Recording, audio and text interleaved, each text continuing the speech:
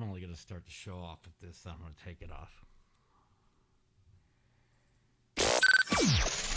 Well, do it live! Fuck it! Do it live!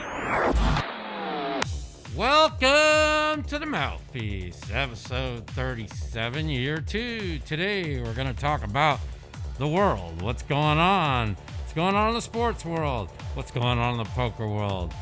Whatever y'all want to talk about, call on in. The Mouthpiece is next.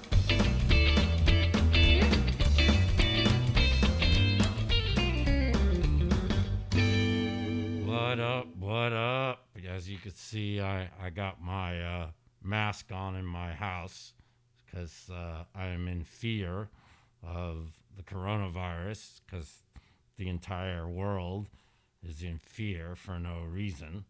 So I'm here just kind of making fun of everybody because it's a fucking joke. Now, the virus is real. The fucking craziness the media is going on is not. So, with that said, how's it all going tonight, guys? So, anyways, it's just trying to make a little fun about these fucking morons and what they're all worried about. So, let's just, God, it's been a crazy week. They brought some guy back from the dead to run for president against Trump. And they're going to try and pass this off on the American people as a guy that doesn't have dementia and knows what's going on because they had no other choice. They had just a bunch of morons running. So they went and they left Joe Biden 5 months ago for dead. He had like 2 million in his campaign. They realized nobody else had any chance. And they circled the wagons on a dead man walking, which is, I think, elderly abuse, to be honest with you. I mean, he really doesn't know where he's at most of the time. And I mean that sincerely. I'm not as somebody who's pro-Trump. I'm just saying that as just what's going on in the world. So I am getting ready to head to Bay 101 on Monday.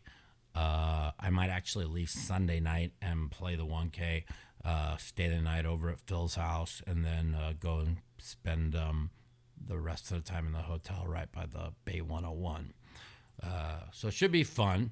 I'm looking forward to it. It's probably my second favorite tournament of the year. Maybe, yeah, I mean, I guess beside the 10K 08 at the WSOP, go Bay 101 the second and the main event third. I really love the Bay 101 Shooting Stars. It's because they have like 50 shooting stars, 225 people satellite their way in, and then they have 25 other seats. All right, we got a call right away. Let's see what everybody has to say. What's up? Welcome to the Mouthpiece. This is Mike. How's it going, Mikey? This is Mark from North Carolina, man. I've called in a few times. How you doing? Yeah, I'm doing good, man. I'm just making fun of the fucking world going crazy about the coronavirus. That's all. So how much did you take? How much action did you get on with Timex at 12-1? I had a friend that wanted to bet, to win $1 million. The Timex said he would only take up to 250,000. We're actually. My friend's deciding if he's going to do it or not. I just think it's funny because I put out the stats, if you're under the age of 40, you have a 0.02% of dying from coronavirus. Okay. 80% of the people at the World Series are under 40 years old. If you're my age, you have 1.3%. I don't run good enough for that to happen, so I'll live. I'm not worried about it. Well, I like those odds personally. Yeah. So I watch the poker world just in fear, and everybody's afraid to leave their house. Like anywhere you go, it's like everything's empty. They're all afraid to leave their house because the media has put everyone in fear. Now, I think it's just disgraceful, and I'm not saying that you shouldn't wash your hands and be careful what's going on, but but like the end of the fucking world is something. I mean, that's what they portray it like. They're crazy, you know. It's surprising to me with all the bullshit we've seen from the media, they still have this much influence. No, it's unbelievable. I mean, I'll give Trump credit. He is somebody asked what the greatest part of his presidency has been. They said exposing the fake news media for what they are, and it's pretty true, you know. But yeah, absolutely. I just don't understand. Maybe you can help me out here. Why is it that Trump is like telling everybody, be calm, everything's going to be okay, this will pass, and then the crazy media says, oh no, this is going to last for years, this is the worst. Well, we know why they're doing it, but I don't. Yeah. Why would you want? And then you have poker players like tweet out about, oh, look, Trump says everything's going to be fine. Look what he's doing. He's lying to the American people. That's what a leader does. Should he get on? He should get on the TV. Everybody panic. Everybody stay in your house. Don't leave. We're fucked. We're all fucked. Guns. That's what they want. I don't understand what they want out of the guy. I mean, call him out. They want bad things to happen. They want bad things to happen while he's the man in the hot seat, so they can blame it on him and beat him in November because they have no policy advantage over him. They have to find something else. Yeah, they have. Here's the thing: they're running on nothing, absolutely nothing. Exactly. You know.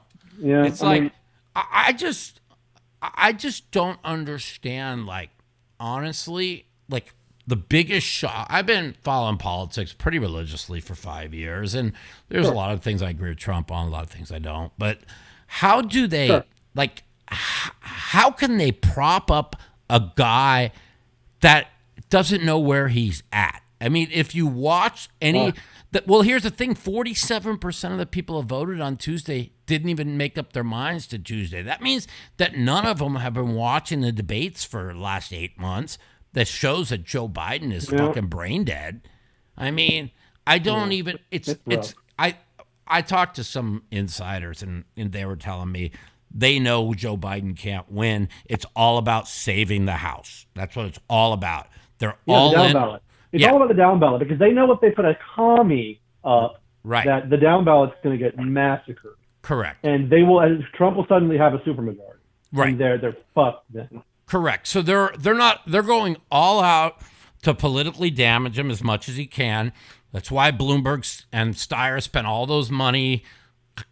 Which if they weren't running for president, it would have been against campaign finance laws. So they went around that to try and damage him. And now they're trying to connect him to he's not doing a good job with the coronavirus or whatever. So they're doing that. They know they can't win the presidency. It's just all about down ballots. And that's all it's about, you know? Yeah. So, I mean, I guess, and to a certain degree, that's intelligent because they're doing what they can to save what they can. With that said, if you had to pick an opponent for Trump, would you take Biden, the borderline Alzheimer's patient, or would you take the commie? I think Biden is going to be easier to beat than Bernie. I really do. Probably. Because Bernie has a lot of grassroots support. Right. Bernie's got huge grassroots support. And Biden doesn't even have any support. But now you hear, here's a funny thing, is you see their video that came out from March of 2019 where Bloomberg is just bashing Biden, how, he's on an apology tour and he's not all there. And then what does Bloomberg do? He does the exact same thing. He goes, I'll never apologize for anything I've done. What did he do? He went on an apology tour and tried to buy the nomination because he knows that Biden's not all there. They all know that. And so now, we talk about grassroots organization like Bloomberg had set up a multi-gazillion dollar, thing, and now he's going to use all those people to push Biden. Now, is that even legal? Are you even allowed to do that? I mean, not a lawyer. Couldn't tell. I mean, I guess they're allowed to do whatever they want, so it doesn't really matter. Yes, I know it's a lot more contagious than the flu, but 140 fucking people have it in the United States. These people don't understand. 200 people a day die from the flu. We have 140 people infected and 11 people dead over 3 weeks. You know what I'm saying? It's just, I know. That's it. And how about, here's what bothers me the most, okay? There's over 100 people a day that are dying on the streets in California that are homeless, that are shooting up, that are dying from fucking heroin overdoses. Why the fucking politicians do nothing about the fucking disgrace they've turned California into. And I'm not just saying this. I have a cousin had to move because his daughter, and he lived in a rich area of California, because his daughter couldn't play in the streets because the homeless people, there's needles everywhere. So he had to move more to the center of the valley. Okay? So, I mean, it's real what's going on there. But the fucking Gavin Newsoms of the world he puts out a state of emergency for California for the coronavirus. They have 20 fucking cases out of 9 million people. Give me a fucking break, man. I know, it's amazing. But if they admit that the homeless problem is as big a problem as it is, they'll have to take a responsibility for their policies, and they're never going to do that. Yeah, exactly. Listen, I know the coronavirus is real. Nobody's denying it's not real. And nobody is denying that it's very contagious, okay? But the facts are the chance of you dying if you're under the age of 50 is 0.2 to 3%, okay? I can live with that. It attacks older people. And so it's very important. People like my dad. My dad's got he's got the heart problems and lung problems. So it's very important that I go over there, you wash your hands, you're very careful to not spread anything, But, the one thing is people don't understand is this was created by China, okay? Yep. People need to ask themselves, why was this created by China? Was this an accident or was it done on purpose? You see what I'm trying to say? Have you seen all the Umbrella Corporation memes? Yeah, I have. And it's just 95% of I got to go because I got another call. 95% of our medication is made in China. So basically, they have control over our entire population. How scary is that? Pretty scary. Well, before you go, one quick question. Why weren't you at the GPI collecting some awards, man? Oh, that's exactly why we're running a show tonight, because they have the fake awards over at over there, and we weren't even nominated for top podcast. That's okay. We only have more people that follow our show than any other. Forget everybody person in poker, but any other person in. Jesus, we're like top 100 sports podcasts. So we didn't even get nominated for that. Our videos weren't even put in the top 4, which is a joke. But it's all political. Oh yeah, the market police. Yeah, it's all political. If it's all not political like regular political, but political like who you know. Who you know in the poker world. It's Jack, who runs the WSOP. When I saw him a couple months ago, and I told him we weren't even up for top podcast or whatever, and he's like, Mike, those fucking awards are all themselves nominating themselves and telling them how great they are. He goes, they're not even real. And so he made me feel a lot better, because for a while I was like, I didn't even want to do the podcast anymore. I was like so upset about being snubbed like that. So whatever, because I do this for the fans. Snub, Mike. We love you. I do this. I do this for the fans. I don't really give a shit about anything else. I love my fans. So, anyways, gotta go. Thanks a lot. You got it, buddy. Take care. Thanks for calling. Have a good one, man. You got it. Later. Bye. Yeah. So, anyways, you said we have somebody call back. They're gonna call. Oh, okay. They're calling. You guys, anybody want us to call in? We're live. We're talking about the world. Lakers, Milwaukee Bucks tonight, 7:30. Basketball. Probably. We got another caller. Welcome to the Mouthpiece. This is Mike. What up? Who's this? Hey, so it's Matt. Can you hear me? Yeah, I can hear you. What's up, buddy? Hey, so I figured I'd call in because everybody's in a panic about the coronavirus. Yeah, and it's a joke. I think you were saying that the death rate is less than a lot of the other diseases that are out there, right? More Right. people are going to die from the flu. Right. It's nowhere near as bad as things like Ebola. But what I think the biggest problem is that we're literally seeing our economy basically tank. Right. Because everybody is getting all afraid of this. So people are canceling their travel. Companies are Right. staying in their And why are people getting all afraid of this? You have to ask yourself, why? Because the media is doing this. Why are the media doing this? There's a major election coming up in 8 months. What is Trump running on? The economy.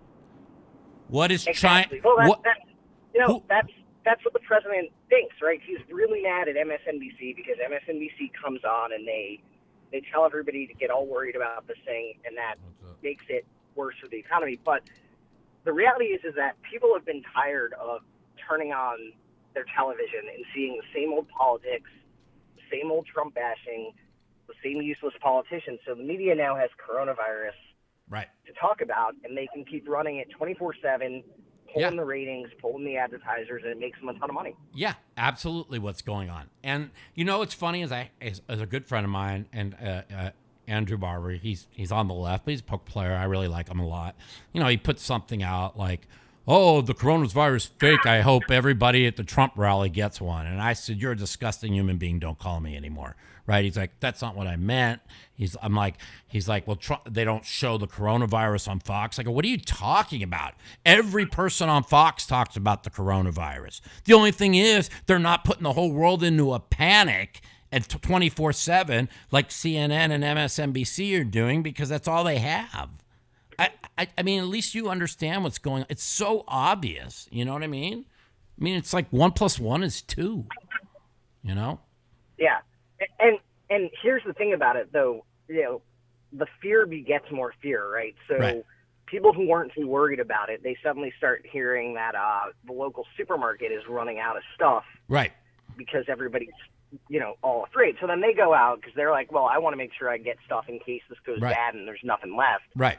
So they go out and do that. So if you're like a supermarket, Costco, stuff like that, maybe you're not getting hit too bad right now, but airline companies, travel companies, even cities like, so I work in healthcare technology. Right. Our big conference is HIMSS. It's in Orlando.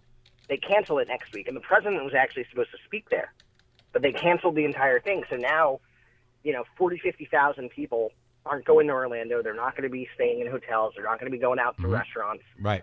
That hurts all those people that rely on the tips. It hurts the cooks, the servers. And then on top of it, there's all the, all the vendors that come in and do events around that. All that stuff's going to get canceled or wiped out. So I just don't understand, okay? I know that it's very contagious and it could be bad, okay?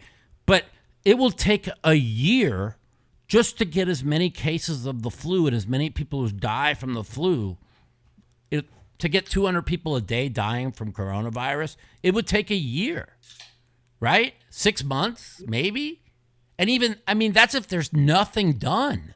And that's if the that's a total epidemic. I don't understand. Can you imagine if MSNBC and CNN were naming the 200 people a day that die from the flu, or the 100 people a day laying on the streets in California that are dying from fucking disease-infested, shooting up heroin?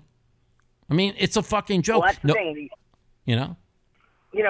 That's the thing. The opioid crisis kills a lot of people, right? But there's not a huge opportunity to get people to start tuning into the TV all the time to hear about what's bad with opiates and what's causing people to die. Of course not. But you get something like coronavirus, and you can throw people into a panic because there's people who think that there's all these different conspiracy theories, but there's people who think this is the coming of an apocalypse. It's going to kill off half of the earth. They're crazy, dude. It's a nothing, please. They already have a vaccine for it, but they have to wait a few months to get it approved, please. Right. Well, that's the thing too.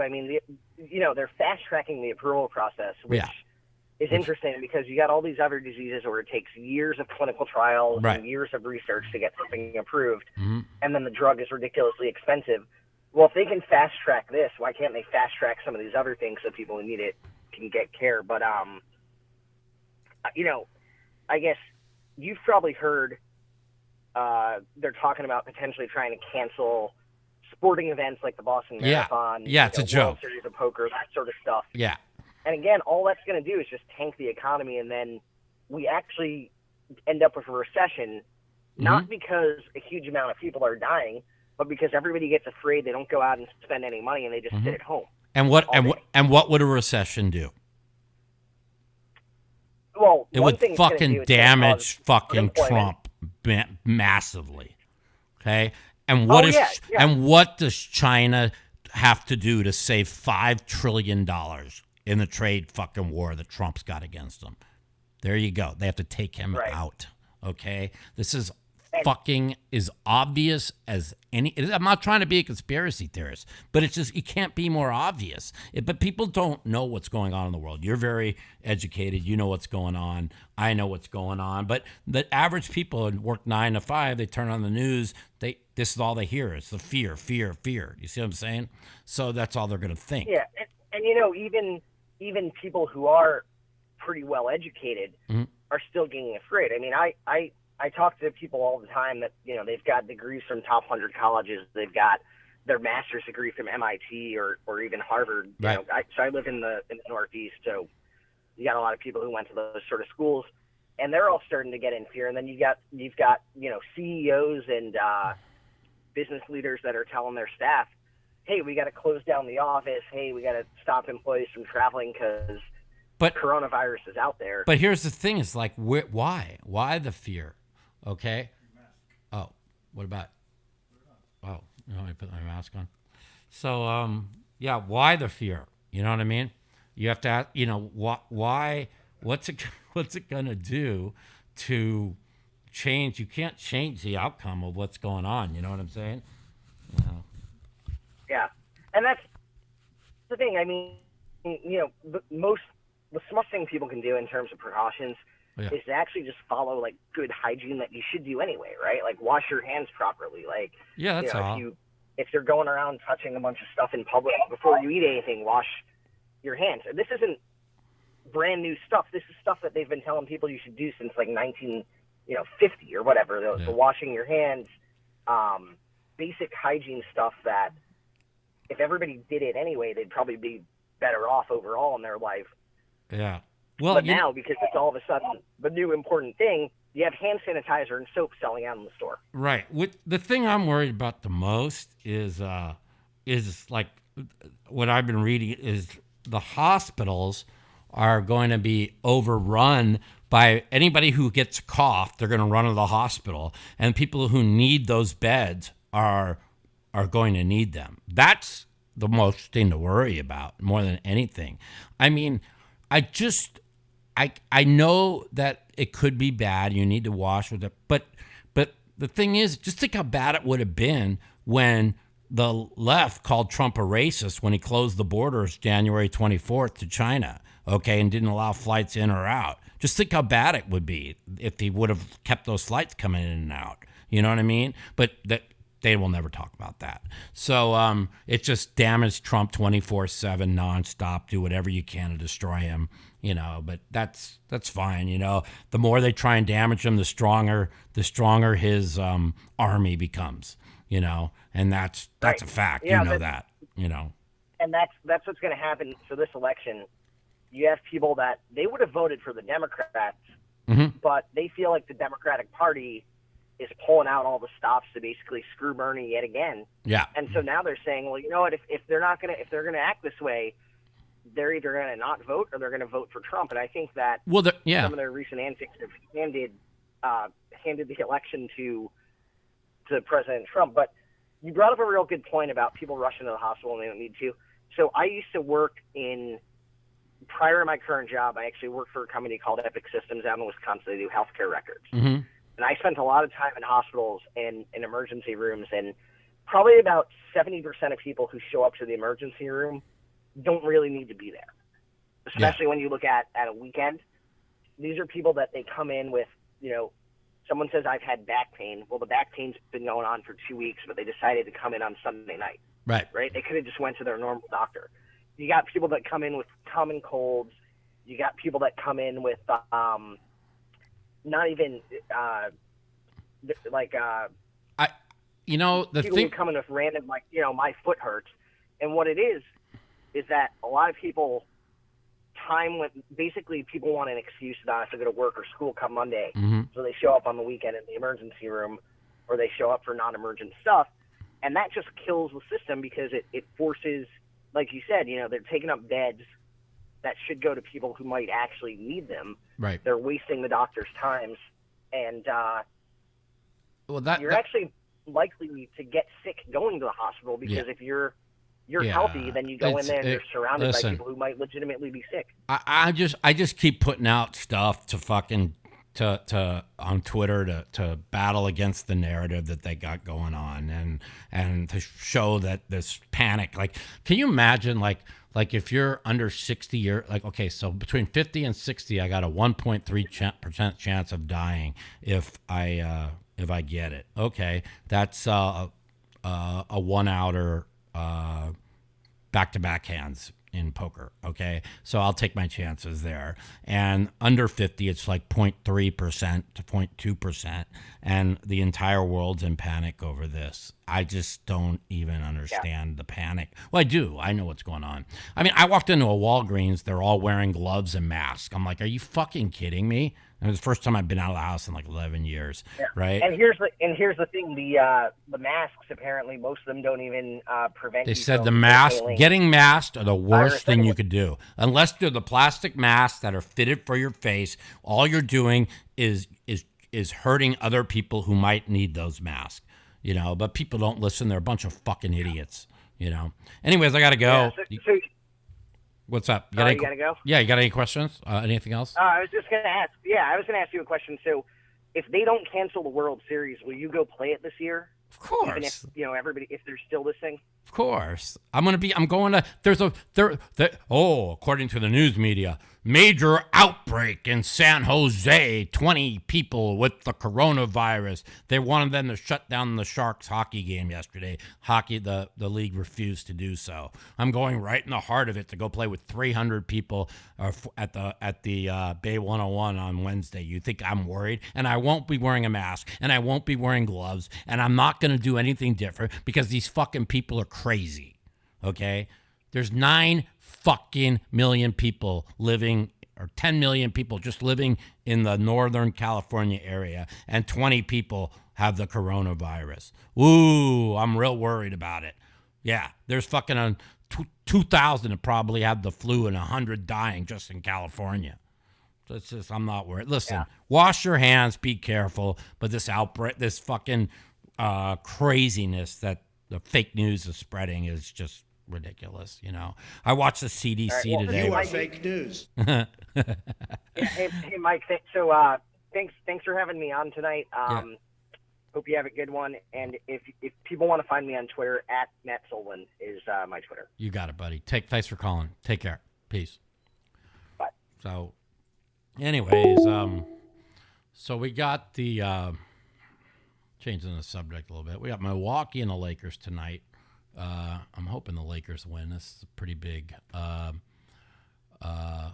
Yeah, James, exactly what you just said is true, man, about China. And it's really, what people don't understand, you have to understand why they wouldn't allow the CDC into China the first months. All the top doctors, they're all under age 40, 18 of them, all dead. Gee, I wonder how they're dead. They probably were killed off by the communist China. I mean, there is a lot there's over 1 million test kits available tomorrow. There'll be over 4 million available at the end of the week. There's 129 people that have the virus, so chill the fuck out. Don't just keep repeating what you fucking see on fucking MSNBC or CNN. All right. Welcome to the Mouthpiece. This is Mike. Hey, what's going on, Mike? How you doing? Good, man. What's going on? This is Wongster. I'm listening to your podcast. Yeah, cool. Appreciate it. I just want to say that this coronavirus is serious. Well, I know that. I've been following it since I don't know, late January. Mm-hmm. I've been seeing what China's government, the CCP, Right. what they're doing over there to their own citizens. Oh, I've seen it. You know, they're not going to lock down 750 million people and put them under quarantine if it's just like a regular flu. I know that. There's a lot more that the Chinese government is not telling us. Of course. They created this. And why did they create this? Tell yourself. That's all I ask people to do. You have to see what's going on. You know? The rumor is that it leaked out from a BSL-4 lab in Wuhan. 100%. There's only one BSL-4 lab right. in the entire China. 100%. And, right. But did it leak out? Did it leak out? Or did the Chinese government release it and then kill off all the doctors who are working at it? Ask yourself. Those are the two things you need to ask yourself. Because it was one of the two things. Okay? If it was a biological weapon that was purposely leaked out, okay, and then they quarantined 750 million people, okay, of their own people, and let the virus spread to try and take down the United States of America, that is very, very, very possible. You know that. Yep, that's very possible. But the point is they that control 95% of our antibiotics. Remember that. Regardless if they leaked it by accident or if they purposely put it out there, it's out. Yeah. And we should look at the data that's coming out. Regular flu, listen, they know it's serious. The regular flu yeah. Less than 1%. The World Health Organization just came out the other day and said the mortality rate for this virus is 3.5%. Well, that's the thing is it's 3.5% because it's if you're 80 and above, it's 15%. If you're between 70 and 80, it's 9%. If you're between 60 and 70, it's 5.8%. If you're my age, between 50 and 60, it's 1.8, and then it drops down if you're under 50 to 0.4, 0.3, 0.2, 0.2, 0.2.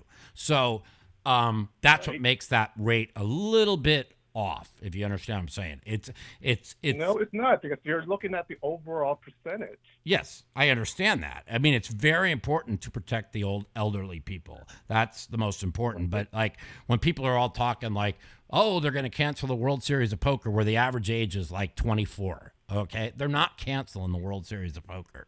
I mean, it's just stupid. It's like, I'm just not worried about going anywhere, catching coronavirus and dying. I'm just not. I mean, people can live in fear all they want, but yeah, I mean, I put out a video from the head of Johns Hopkins, a 47-minute clip today on YouTube. I think people should click on it and watch what he has to say. And you know, I follow this religiously. Listen, it's serious when you could see the look on Trump's face and you can see the look on Mike Pence's face that they know how serious this is. In other words, the internal polling and data is telling us how serious this is. So they're totally on top of it. You know, I know that. But the only thing that's bothering me, the thing that bothers me the most is, yeah, it's serious. They know it's serious, but they're weaponizing a fucking virus. A virus doesn't fucking think Democrat or Republican. They just don't. You know, a virus doesn't say, oh, I think I'll skip this guy, he's a Republican. I think I'll skip this guy, he's a Democrat. You know what I'm saying? And to weaponize something instead of every leader should be bringing the country together and saying we have this in control, everybody needs to relax. They're out there weaponizing it and blaming Trump. And I just can't stand it.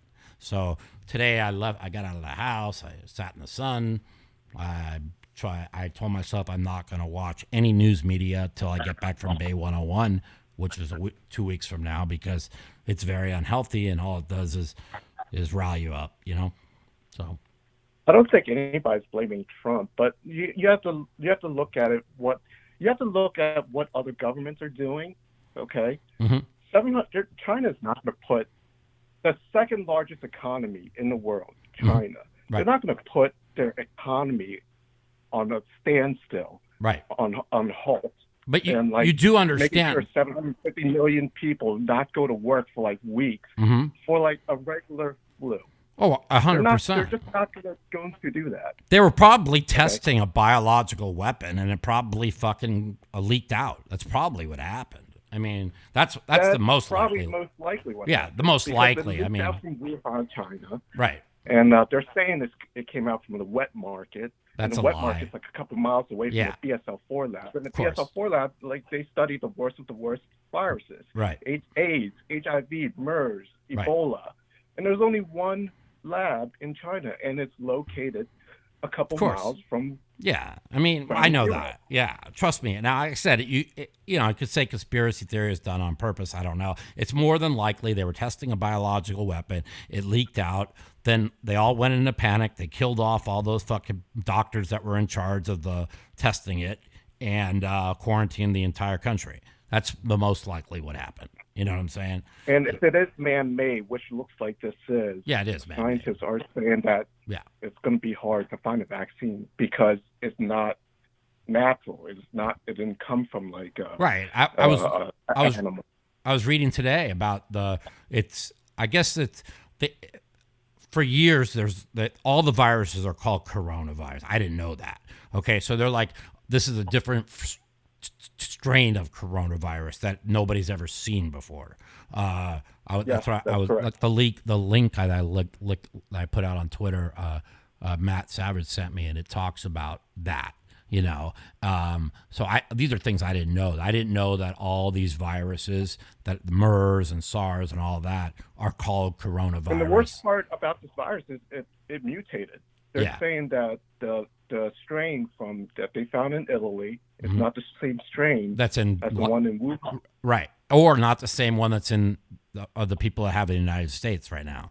So that's really, really fucking, you know, whatever. But putting the world in a panic is not, you know, that's not really the right thing to do, you know. So I just listen, wash your hands. Don't I agree.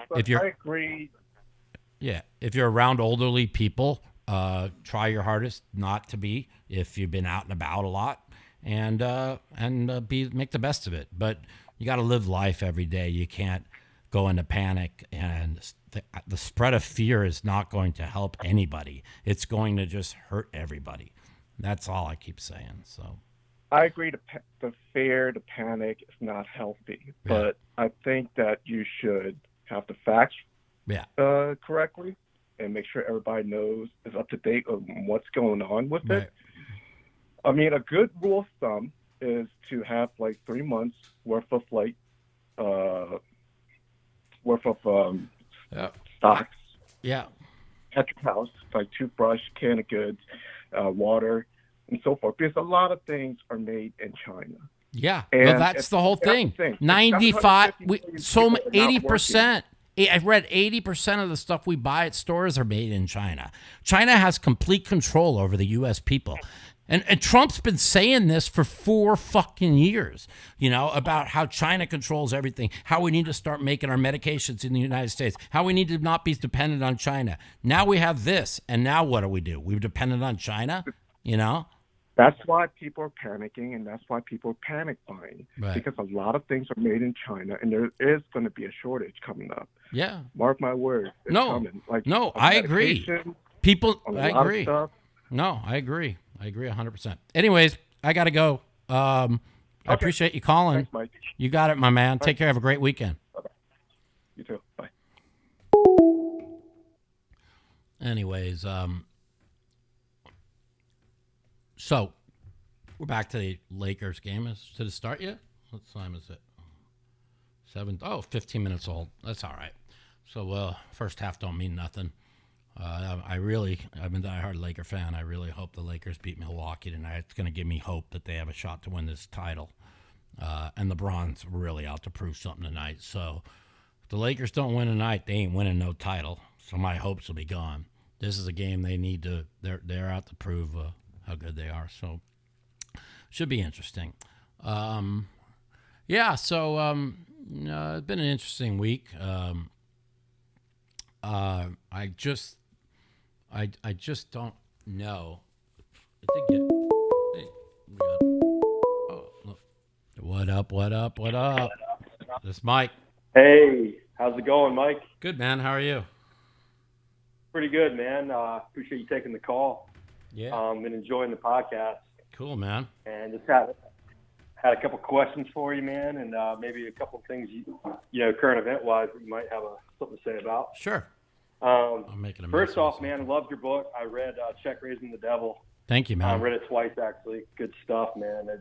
It was cool to read a poker book that it definitely seemed like it came from the heart and it was like the real deal. Yeah. And I definitely appreciated that. I appreciate it, man. My new book, hopefully I'm trying my hardest to get out before the World Series. Poker, Pain, and Politics, How All Three Made Me a Better Person. That's the one. That's awesome, man. I was about to ask. Yeah. That book. Cool, man. It's going to kind of like touch about everything I've been through since 2010 and pretty much how learning in the world, what's really going on in the world, has made me a better person instead of my whole life. Like in 2010, I didn't even know that there was a swine flu outbreak that 13,000 Americans died from. You know what I'm saying? Like, I didn't know. I never watched TV. I just played poker. I didn't know. Well, dude, that's the thing with poker, man. I play full time. Yeah. It's a very isolating. Like, I love poker, but it's a very isolating thing at times.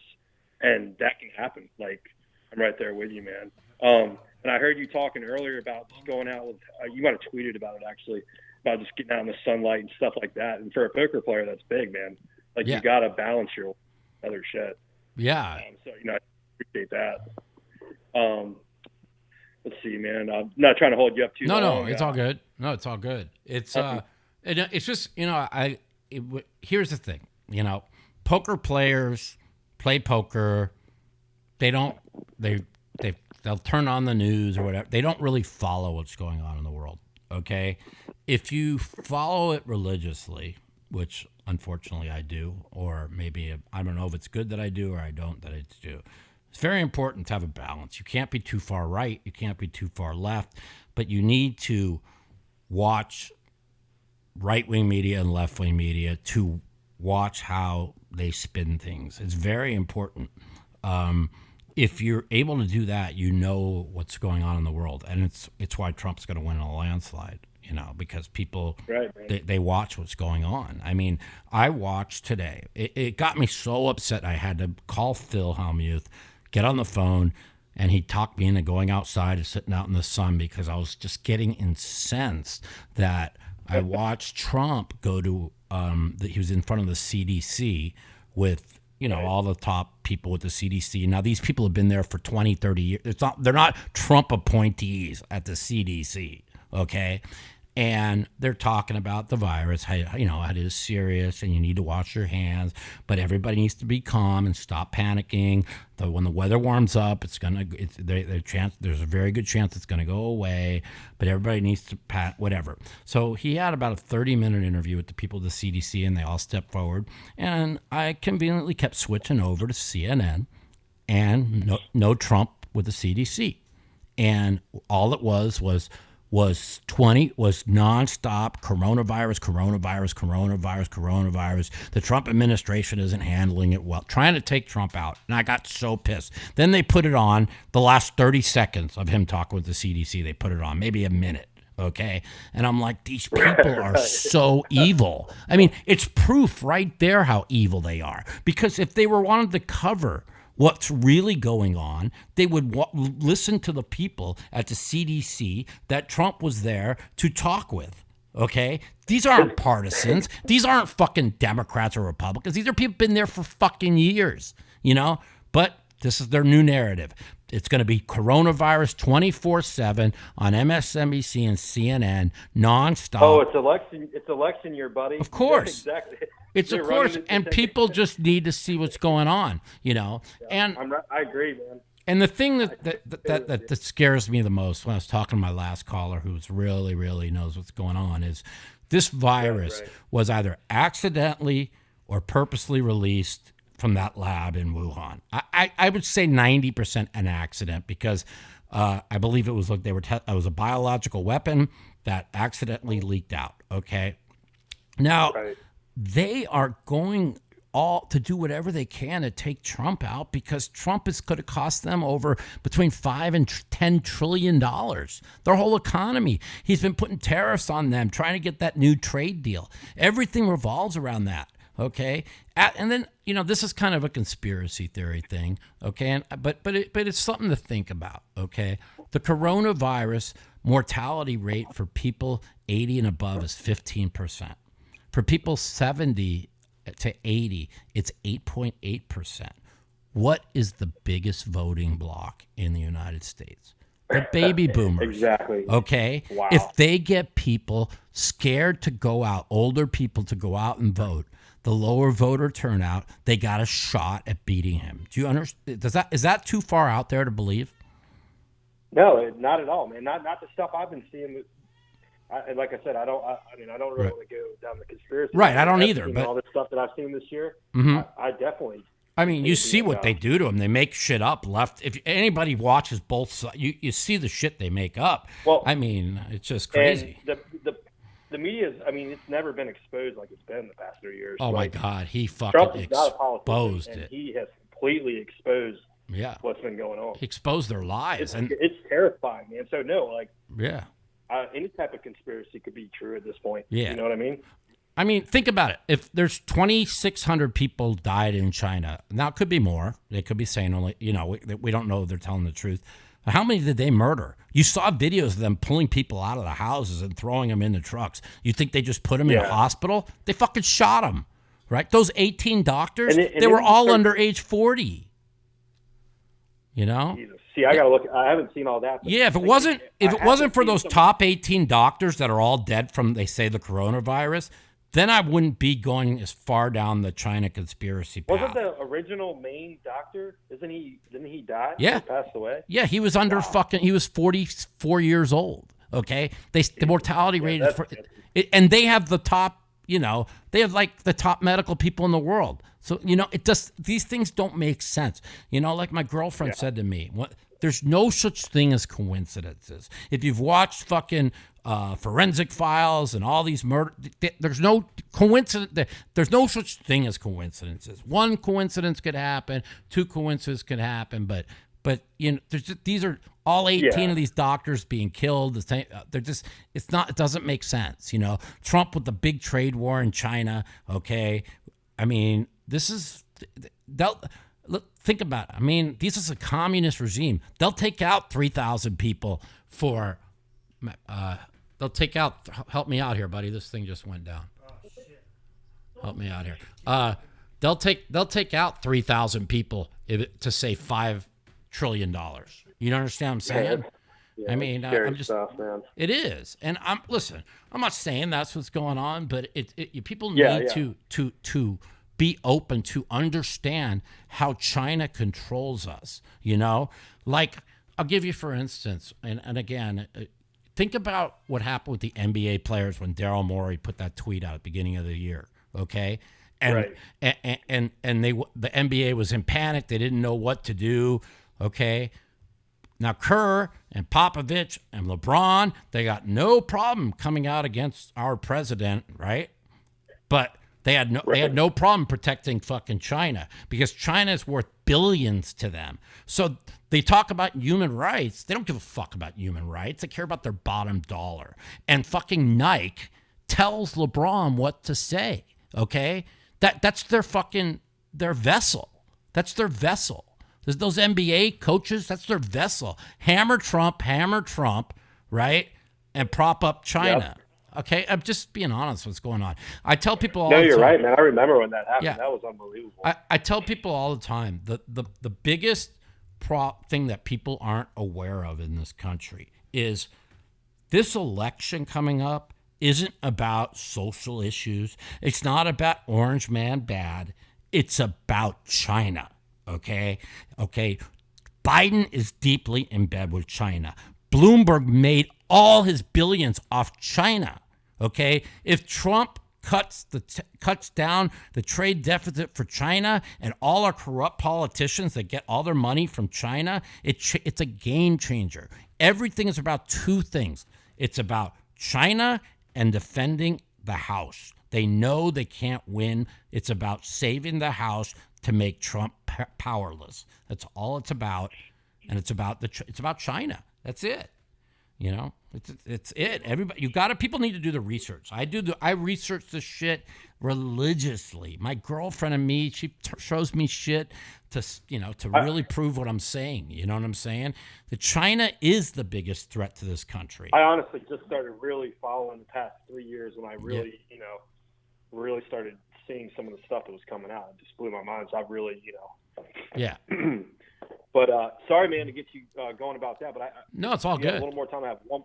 Sure, go ahead. One more question, man. Absolutely. Poker wise, in the next 5 years, personally and just goal wise, what would you say is like what you want to do in the next 5 years, poker wise? My goal is to stay healthy. Which I'm doing better now. I really was struggling when I got back from Washington, D.C. I mean, it was really bad.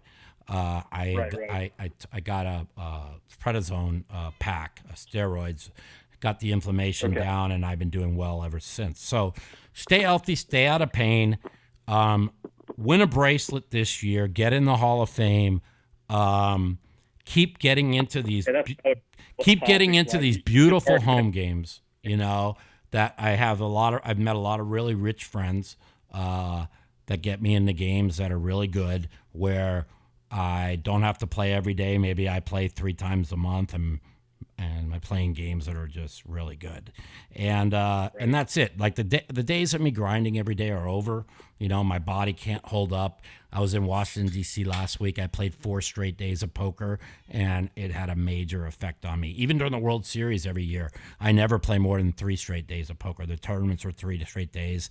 I got to the 4th day one time on the final table this year, but usually I play, you play 2 days if you don't, and you get close. And then I usually take a day off after 2 days because it just keeps me paced at a good pace. That's what I've done the last few years. So, it'd be nice to win a WPT.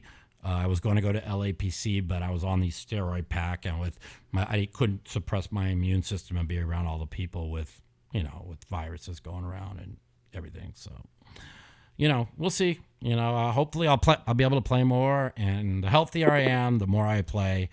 And that's pretty much it. So I really struggle with chronic pain. I was out of it for 9 months last year, and now I've been back, and I'm out of it right now for a week. So hopefully I've turned the corner for at least till the end of the World Series. Just to let you know, man, I know it's me and a lot of other people, fans and players. It's good to see you back in the mix, man. Yeah, I appreciate it. You at the highest level. And I'm playing at the highest level with people. I'm beating them. I've won like 31 of 33 sessions. So I like the way I'm playing. And I don't play every day. These people play every day. I mean, most people play more tournaments a year than I've played in my life. I think I've played 758 tournaments in my life between online and everything. I just never been that much of a tournament player. Most people play that more than that a month. Fuck, I saw one guy said he tweeted out he played 350 tournaments in a week. I'm like, Jesus Christ. Well, and you mentioned something, man, which is cool. Like, and it's very important that I've learned recently. I've been playing for a while, but game selection, having these access to these good games that's huge. It's everything. You don't have to grind it out 7 days a week, and you paid your dues. Yeah, and now you're getting to those good games. Yeah, and people, even like when I charge 1.5 for markup in a tournament, it's really not that much. I mean, it's especially when I'm going to Bay 101 when you get to play with 225 satellite winners, and they spread the shooting stars all out between all 50 different tables. So all the top players you're not even playing with. And if you get a day 2, they do the same thing, who's ever left in.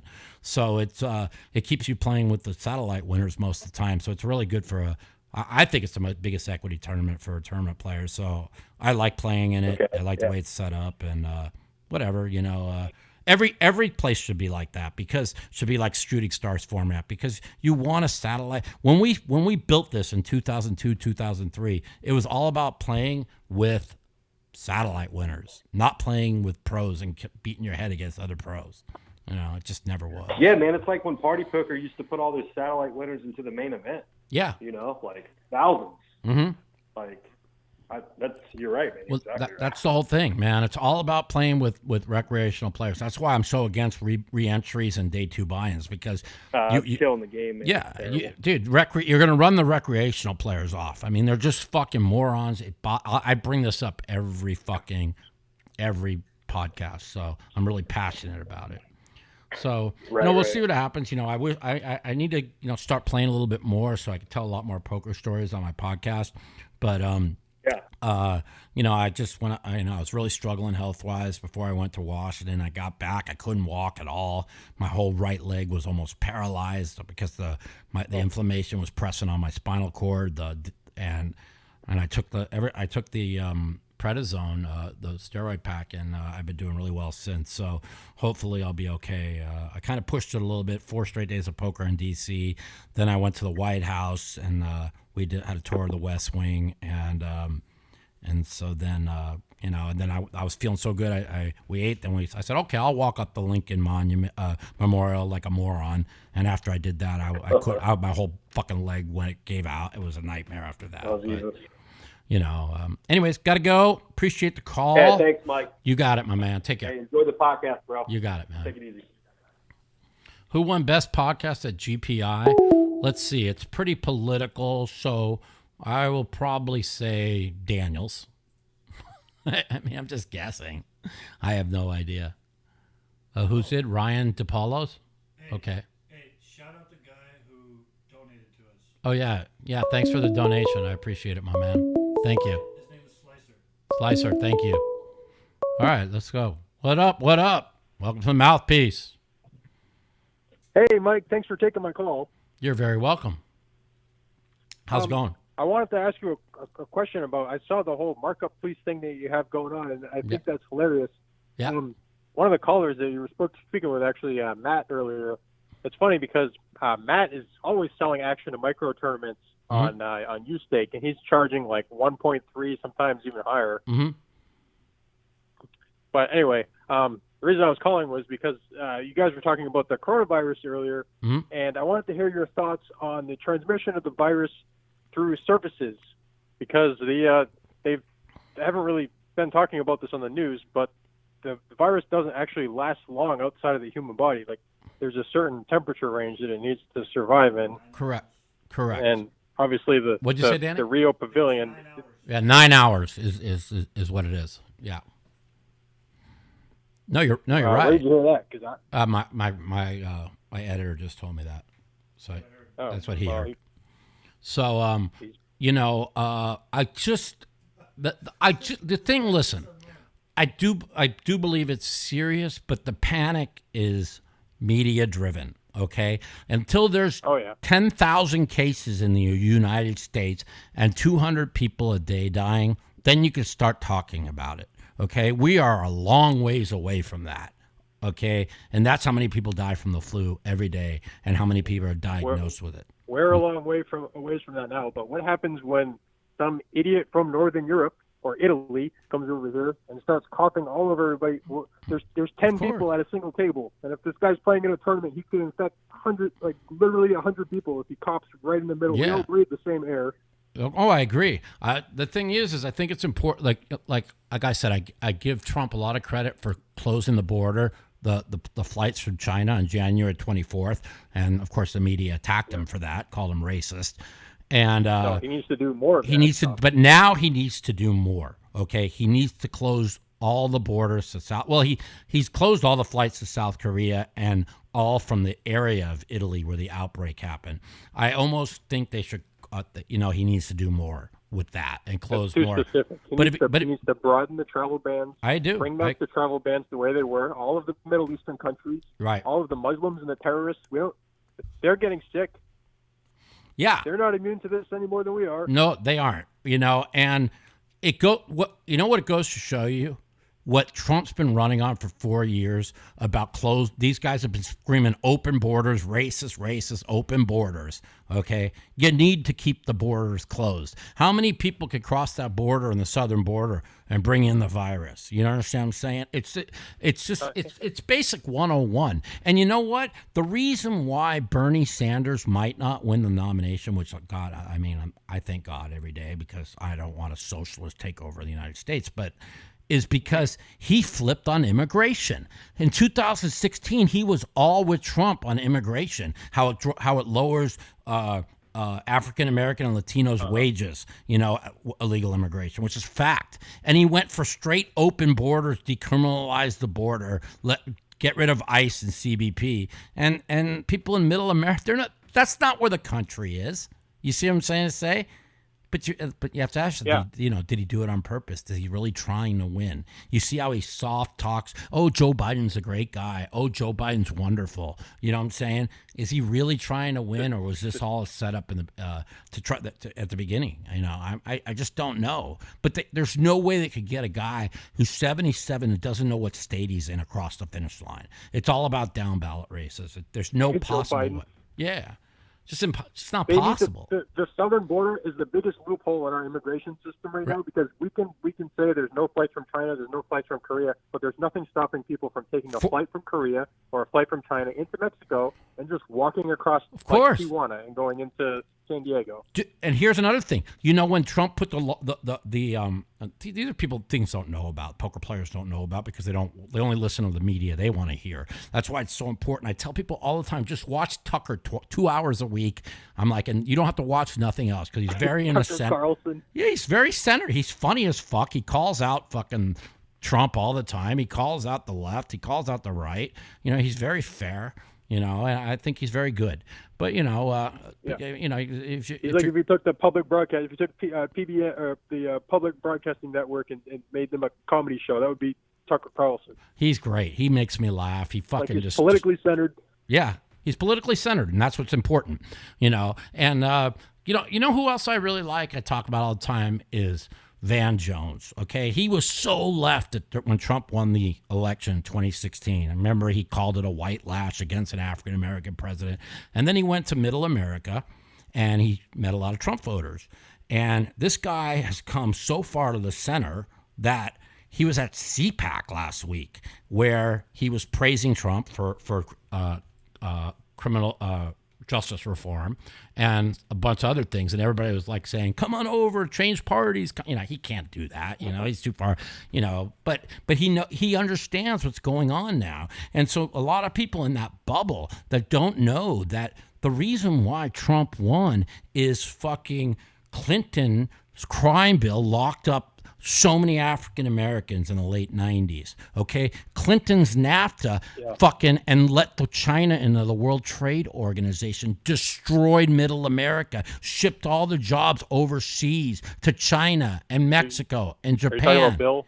Okay, this is what has happened. So when people oh, you don't like Trump? Okay, he's an asshole. You don't like how he tweets? Okay, fine. But you need to understand why Trump got elected, which Van Jones did. And now and you know who else understood why Trump got elected? Andrew Yang. He went right on the debate stage and he said it. And that's why they don't want to hear that. They don't want the public to know the truth. He went out there and say, Trump wasn't responsible for NAFTA shipping hundreds of thousands of jobs overseas. Trump wasn't responsible for the crime bill. So they didn't. The establishment didn't want to hear that from Andrew Yang. You understand what I'm saying? You sound really passionate about this. What are your thoughts on Rush Limbaugh? Do you think he's kind of got a cult following, or do you think that he just speaks the truth? I think he speaks the truth. I think he speaks from the heart. Yeah. He tells it like it is. Okay, and that's why he says some sometimes racially charged things. He's not a racist, but he doesn't. No, he's not a racist. Right. He's speaking the truth. Correct. If he was. Baltimore and Detroit, the black Democrats are responsible for the demise of their own places that they live in. Correct. They vote in politicians that are going to cause the same problems that they're having now, like they say there's systemic racism, and whether that exists or not is up to people's opinion. Yeah. But if they're going to continue to vote in people that are going to encourage the systemic problems that they're having, what do they think? They don't. What has the Democrats done for Black America? Ask yourself this. I tell people, I have people calling at times. I meet so many African Americans when I've gone to Trump rallies and out on the road. They're all like saying, we're voting for Trump in 2020. You understand what I'm saying? He had 13% of the African American vote. Rumor has it he's going to get 26%. If he gets 18%, the election's over. You understand that? Over. So the only thing Bill Clinton did for Black Americans is take away their legal firearms and make them have to carry illegal firearms. That's it. That's the only and all Bill ever did for Black America. And I tell people all the time, I'm anti-gun. I always have been, but that's me. But other people in the world, I understand their guns or whatever they want to hold on to. By making stricter gun laws, that's not going to change anything but put the fucking illegal guns into the fucking criminals' fucking arms, which is probably what they want because they want anarchy. Listen. It's if you really study this, if you just don't watch the mainstream media and you say to yourself, well, how does Trump get elected? 63 million people can't be racist. What's going on here? And then you really look into what has happened in the country. You get out of what I call the liberal bubble, and you start to. And you don't just repeat what you see on CNN and MSNBC, and you start just really reaching out and really looking for the truth. I promise you're going to find the truth. But they don't want that. They're not doing any research. That's why they're regurgitating the shit they see from the dumb websites they follow. And I tell Daniel, and I tell even my friend John, who's watching on here all the time, I'm like, listen, just look and see what's going on. Don't anybody call me and regurgitate a fucking CNN, MSNBC talking point. I've watched even my good friend Brian Hastings post things anti-Trump on Twitter, and I'm like, dude, please stop regurgitating and posting shit you see on CNN and MSNBC and do your homework. That's all I want people to do. Do your homework. Listen, this guy could have been a partisan, whatever. But I met a guy in Washington. I don't want to name any names, but he was actually Trump's COO during the 2016 election cycle. He was on the plane with him at every campaign stop. He was showing me all kinds of funny videos, how much fun they used to have. He told me that Trump is the nicest human being you'll ever meet. He will give you the shirt off your back, and that everything they say about him is completely false. Now, he was on the plane with them the whole time. So of course he's going to be pro-Trump. And, he told me that Trump's very about loyalty. Now, isn't that with any of your friends? Okay. If you have a friend that's not loyal to you and says bad things behind your back, what are you going to do? You're going to get rid of him. Well, the mainstream media will say he's a dictator because he's all about loyalty. And that's what dictators do. No, that's what you do. When you have somebody working in your administration, you want people who are loyal to you, not somebody who going to backstab you. You know what I mean?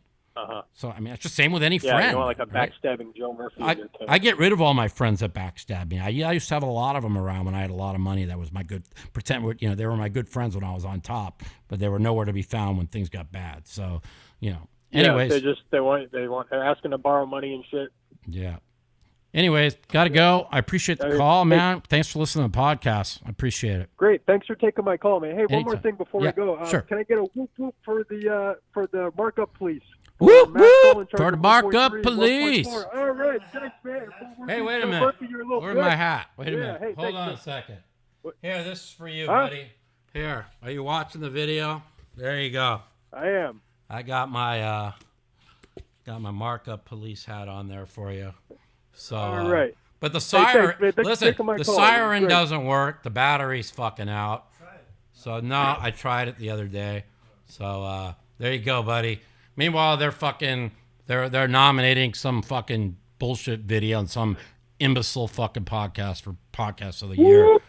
You know what? This live podcast is kind of like when Trump runs his rallies when the Democrat primaries are going. Well, we're running our podcast when they're fucking giving out fake awards at the GPI. Yeah, do fake awards. What about the Joe Murphy is a bitch award? You are fake all news. Democrats. Yeah. Huh? What did you say? Danny, You are fake news. Joe Murphy, you're fake news. That are our favorite. All right, thanks for the call, man. You got it, my man. Take care. Peace. You too. So, anyways, it's not that I'm on it politically or whatever. I'm just very educated. I've spent more time studying what's going on in the world than probably 99% have studied about poker. So, all right. Welcome to the Mouthpiece. Who's this? Hey, Mike, how's it going? It's John. Hey, my man, John. What's up, my man? I love you, buddy. How's it going? Not much. I'm watching you on YouTube. Yeah. Turn your volume down in the background, buddy. Turn your volume down. So. Okay. Yeah, sorry about that. No problem. That better? Yeah, man. So how you feeling, my good friend? Completely down. How you feeling? I'm sorry? How you feeling? Same old shit. The usual. Yeah, I got some of those prednisones. Yeah. They gave me the little one. Yeah. How'd it do for you? How'd it do for you? I quit taking them because it was raising my blood sugars. Oh, man, it did. I'll tell you what, I got back from D.C. I couldn't walk. At the airport, my leg gave out completely. It wouldn't work. I was like, my whole right leg was paralyzed. I was shitting bricks because I know I have this other disc that I know eventually is going to need to be operated on. And so when this happens, when I start getting the weakness or my leg gives out, I start to panic a little bit. So got home though, I took the prednisone pack and got a massage. And when I got home, my massage therapist, my back was in spasm. She was freaking out. She's like, Mike, she goes, I've never seen anything like it. She goes, I can't even touch your back. It's just going completely into spasm. I said, I know, man, this is crazy. So I took the prednisone pack. That really helped everything. And then she came 3 days later after the prednisone, or I'm sorry, about 6 days after the prednisone pack, and loosened everything up. She said everything was so tight and fucked up, and I've been feeling great now for 3 days. So knock on wood. So we'll hope it stays that way. As long as I'm healthy. Well, hope it lasts because I know how bad it is. Yeah, chronic pain. It's fucking brutal, man. And I told you, man, you got nothing to worry about. You got me as your friend. So just hang in there, stay strong, and I know what you go through because I go through it. And unless you have chronic pain, nobody can know what it's like. And unfortunately for me, I've dealt with mental pain, bipolar situations. I've dealt with, and now chronic pain. So I've dealt with a lot, and like I said, I gotta fight, and you gotta come out better on the other side. And I'm trying my hardest. To do that was a good idea. What Phil told you to go outside and look at the sunset, and I try to do that every day, even when I'm feeling crappy. Yeah, and the thing is, man, I was like, cause see, when I'm stuck in bed, like I was for like 7 days, and now the last 4 days I hadn't left the house, which I didn't realize. I knew I was in a rut, but I didn't know how to get out of it. And when I start going on Twitter rants, that's when I'm in trouble mentally. Okay, so I realized that this is insane. What am I doing? I'm watching this fucking news. I'm going crazy, kind of like when you were watching the news and you used to go crazy. I'm like, this is just drive. This is not normal. I'm like ranting about shit that I have no control over. So what am I doing? I called Phil. I said, Phil, I need help here. I'm going crazy. And he's like, Mike, he goes, open the door, let's sit out in the sun. So we talked for like an hour on the phone while I sat out in the sun. Oh my God, it got me completely out of depression, completely out of the what's going on in the world, and it put me in a good mood. And it's the first time I'd been in a good mood in like 10 days. And so that's great, Mike. I need to now that he told me that and I did that. If from now on, if I see myself getting in that category again, I'm just going to go outside and just chill because anytime you see me start Twitter ranting, that just means I'm I'm off. Like I'm getting upset about things. I'm not doing anything. I'm letting things control my life that are uncontrollable. So I know that, and so now I know what to do when that happens. There hasn't been any games going on. Every time I call, I check. There's no poker games. For me, it's too hard to go grind small games with the pain. I have to get ready, go down when I walk. It puts me in pain. It's just like I need to play in a game big enough where, if I win, I win enough money to cover my bills for the month. You know what I mean? So it's too hard for me to grind 8 hours to try and make 1,000 or two, just because it's just I get in too many good opportunities during the month that I can't lose in. So I want to start playing a lot more, but we'll see what happens. I can't wait to go to Bay 101 next week. I got a really good feeling. It's like I had this horrible feeling about LAPC, and I was in a lot of pain when I got back from Washington, so I skipped it.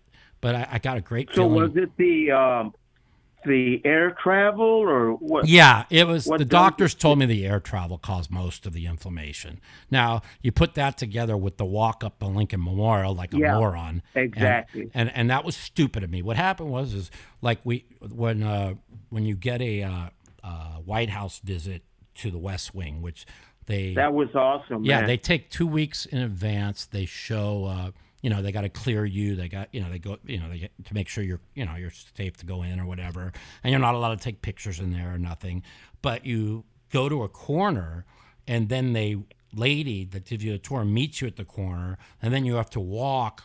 Oh fuck, probably a couple hundred yards maybe to where the entrance of the back West Wing is, through the back entrance. And I haven't walked 200 yards in 5 years. And I'm like, oh my God, I'm not going to make it. Things are going to be bad. So I walk.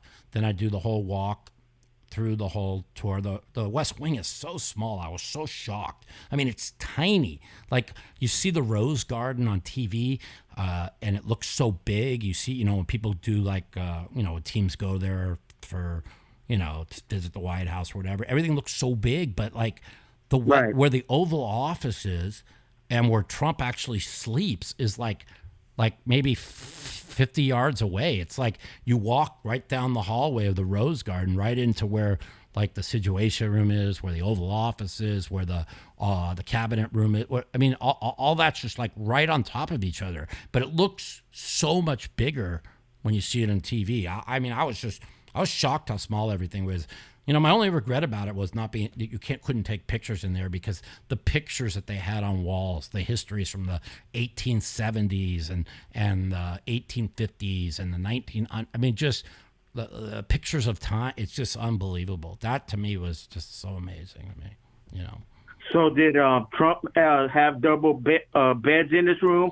Just kidding. So you know what? We got to, they don't let you. There's certain places they don't let you in. There's this cafeteria where all the people eat, and then there's these are things I should have known this, but I'm a moron. I didn't know that the vice president also sleeps at the White House in the West Wing, and that's where his quarters are. So these are things I learned. Well, that about. Is surprising. Yeah, so these are other things I learned about. I try and learn more and more every day about things, but the thing was, I originally was supposed to meet Trump on Friday, and then he decided that all the Democrats were in Nevada, so he put a Las Vegas rally in on Friday. It wasn't scheduled till Monday of that week. I'm like, really? So then I'm like, so then we changed our White House visit to Sunday, hoping maybe we could get this. And then he had to go to India on Sunday, so it was kind of fucked up. But the RJC is going to be in Vegas next week, and I do get to meet him if I'm not at the final table of the Bay 101. So hopefully I'm at the final table of the Bay 101, and if I'm not, I get to meet Trump. So it's either way, and it's just like it's not like that, get to meet him because I'm a a Trump supporter or anything, but it's a president of the United States, and I respect the office. And so many people think I'm this huge Trump supporter, but I'm not. I just see what's going on in the world. That's it. I really work hard on studying what's going on, and I support him. I support his policies, but I'm not like a crazy MAGA person, where you can't tell anybody one thing, or a MAGA person. It's like Trump is the god of gods, and that's just ridiculous and so unhealthy for the country. So, well, speaking of that, I heard you talking about what upset you to make you have to call Phil and want to go outside was the CNN not showing the when he was at the CDC touring the CDC. Yeah. So I was watching that, and I noticed that he was wearing a MAGA hat. So no, he was wearing it wasn't. Keep America Great Again hat. Yeah, I saw it. Right. So it wasn't, in my opinion, it wasn't a informational type of press conference. It was really a rally. Nah. Because he's wearing that hat to make it look like he's in charge and going on. And I, Mike, I watched it. I saw all of those guys there. Yeah. All they did was praise him. Because he's doing it because he's on top of what's going on, and the news media is trying to tell you he's not, and that's why they're praising him. Okay, Trump. If it wasn't for Trump shutting down the border January 24th, we'd have a fucking epidemic of fucking massive proportions on our hand. So that's the thing that's important. In my opinion, if he wouldn't have cut the funding to the CDC, that's a lie. That's a lie. It was all. Go look it up. Spite, Mike, he never cut funding Obama, to the CDC. He never. He proposed funding. John. He proposed funding totally cuts. Unprepared for this situation. Hey, John. In my opinion, John. He proposed cuts to the CDC. They never were done. Go look it up. The cuts were never done. He proposed cuts to the CDC. It never went through. It never got passed. It's all a lie. Okay, that's what I wanted to tell you. I love you to death, buddy. No matter what. Hey. Same here, dude. I got to go to get some more calls in here. You stay safe, stay healthy. Did you know the NBA is going to start postponing live games? Of course they are. They just tweeted it. Of course they are. Don't you understand? The NBA is in bed with China. They are told by China what to do. Their whole entire league is run by Nike. Their entire league is run by Nike. Okay? This just causes more of the panic. Okay? Trust Nike, whatever. I'm telling you, I know what's going on. I knew this was coming. Okay?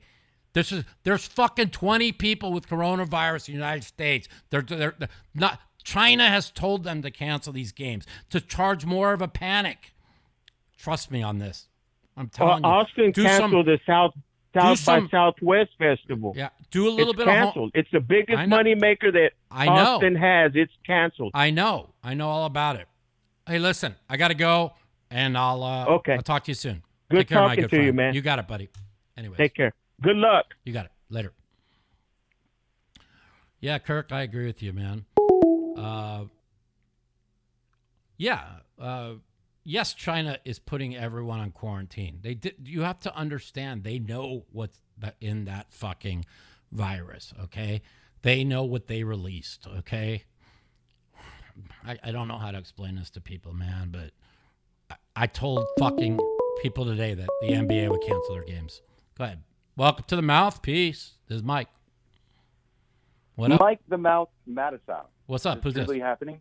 Who's this? Awesome. Hey, it's great to meet you. My name is Tim, and nice to meet you, Tim. I heard a lot earlier, and I really need to let's kind of get right into the midst of it. Mm-hmm. You said you don't want to watch corporate media. You advise people to no corporate media bad, right? Mm-hmm. And then you go and say Tucker Carlson is censored. Is Tucker Carlson on? He's the most centered media? Person. No, he says a lot of propaganda. They all do. They have to. I understand, but is he a part of corporate media? Is Fox News corporate media? Yes, they are. Okay, so when you say Tucker Carlson is centered and he's something you should, look at. I just said that and then you say corporate media is bad. I get conflicted. I'll go like this, okay? This is the best way to describe it. Hannity is the right-wing Don Lemon, okay? They cancel each other out. They just push far-right stuff, far-left stuff, okay? Cuomo, who I watch like 2 hours a week because I forced myself to, okay, is pretty centered. Yes, he leans left, okay, and says stuff that the CNN tells him to say, but he's very fair. He has a lot of people that come on that are able to debate on the right. And I'm not saying, of course, Trump supporters will say, he's a piece of shit. They're all going to say that, whatever. Where I think Tucker Carlson is like Chris Cuomo on the left. I think he's very centered. He brings people on that argues against both sides. He fucking calls out the fucking establishment media or shills like they're nothing. He's been he's been talking about this China issue since Trump got elected. And the thing is it's people need to understand. This is all about China. I've been telling people for fucking months. That's all everything is about. China. Wait, what is China? Honestly, my main issue is I want to kind of China controls I heard you say 95% of the medical. Okay, we're dependent on China.